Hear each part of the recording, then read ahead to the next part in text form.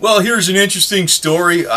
Russian lawmaker seeks to ban U.S. dollar, predicts a 2017 collapse.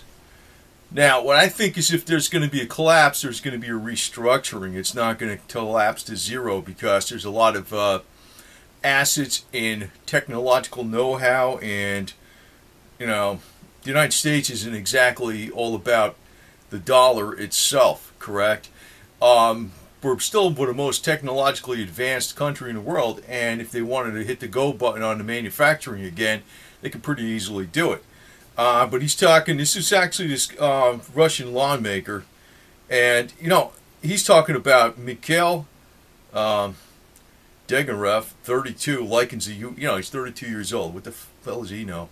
Likens the U.S. dollar to a worldwide Ponzi scheme, which he says is scheduled to end in 2017.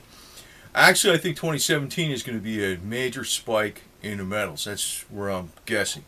It's every 3 years, but I think 2017, 2018 is going to be thereabout correct. He says if the U.S. national debt continues to grow at the current rate, the dollar system will collapse in 2017. But like I said, I don't think it's going to collapse. I think it's going to have maybe a pretty severe reset. But looking at, he's talking about he wants to trade. The Russians going to have like a year to get rid of their dollars locally. They're still going to be allowed to use dollars internationally, and it's in other words, they're going to have 30 days. This proposal of this law, or else they're going to seize the assets and they're going to convert them to rubles. But actually, to tell you the truth, if I was running out of dollars, I wouldn't be running into rubles. That'd be my personal decision, man. I wouldn't touch rubles. Rubles have traditionally been one of the worst currencies going. If you look back to the last less than 100 years, about 90 years, maybe 100 years almost. But since basically a little few years after the Bolshevik Revolution, actually with all the six denominations they had, sometimes 10,000 to 1, 100 to 1, 10 to 1, and like I said, sometimes 10,000 to 1, 1,000 to 1, 100 to 1. It's actually, if you had, and this is, I don't even know what the number is, I forgot, I looked it up before, but I know the number, like you could say it this way, 20 million billion. In other words, 2 with 16 zeros at the end of it. If you had that many rubles in 1917, that would equal 1 ruble today. So talk about having a certain devaluation in your currency. But they're going to force them into rubles. Actually, I think a lot of stuff comes out of Russia today. It's major propaganda because they always look at, and I know they look at truth, what goes on in the United States. They look at police brutality and things like that go on in the United States, and you're saying, the cops do this, and some of that's true. But look what goes on in Russia. Whoa, man! I mean, just look on. You know what? Don't even take my word for it. Just look on YouTube. Just look on YouTube and look at what actual Russians post about what goes on with some of the stuff. They got some doozies over there too, and RT ignores all that stuff. So what do you expect? Who do you think writes their paycheck? Putin, right? But anyway, this is another drama story coming out from the propaganda wagon over here, Russia Today, basically talking about the dollar falling apart, and it may. See, right now the dollar looks like so strong. And over the last couple of years, it's actually kind of been the place to be, except for certain areas of the stock market, right? But actually, if you look back, didn't the euro look like it was going to go up forever some years ago? I mean, you're talking like up to the beginning of 2008, 2008. Oh boy, it looked like the euro was, I think, 150 something. $1.50 to a euro, right? It was $1.50 to a euro.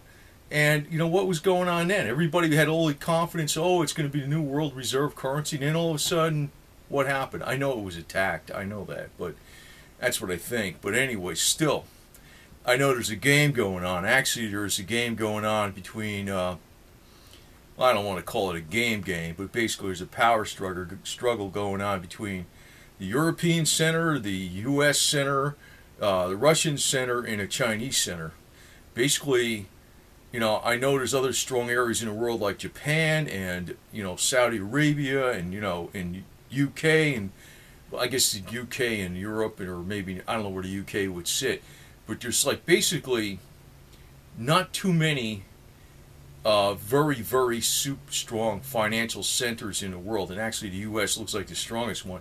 But what's going on is like it's a game of last man standing.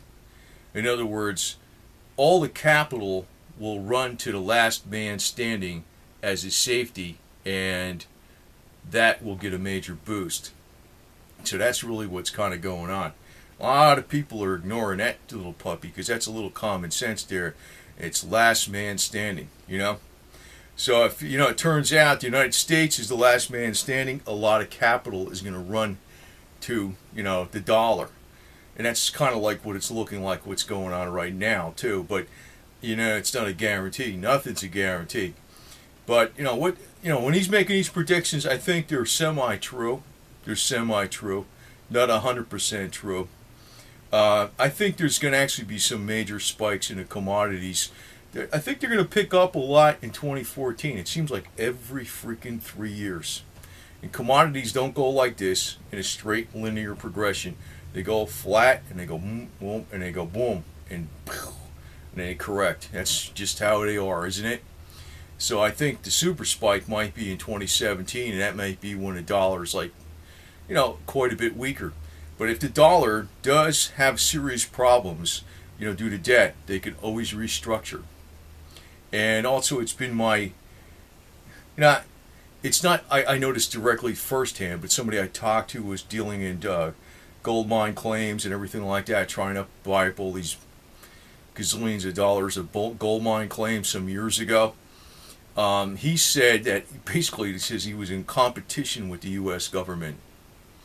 And so, that gave me a hint that, what we know, obviously, about problems with the dollar and the lack of backing by gold like it used to be, and the gold being the standard of wealth and value for all these years and true money for all these years going back, you should be quite well aware that the government doesn't know this.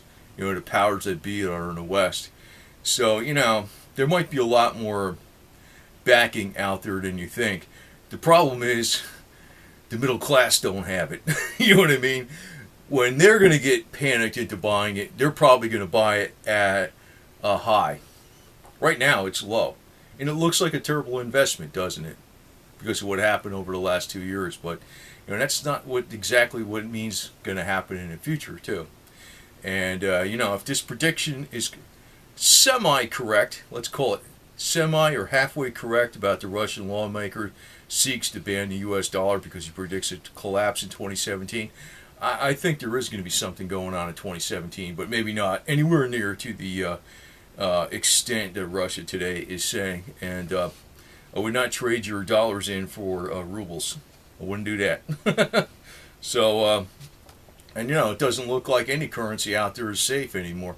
Actually, I think the two currencies that are probably, or three currencies, probably the Norwegian krona, the Canadian dollar maybe, and the Australian dollar. They're pretty strong, but they're not world reserve currencies. And it's not like if the dollar disappears as a world reserve currency, it's not going to disappear as being totally out of the loop. It's going to be part of it. There's going to be some kind of restructuring. So keep your cool, but that could be very good for commodities. Just remember that.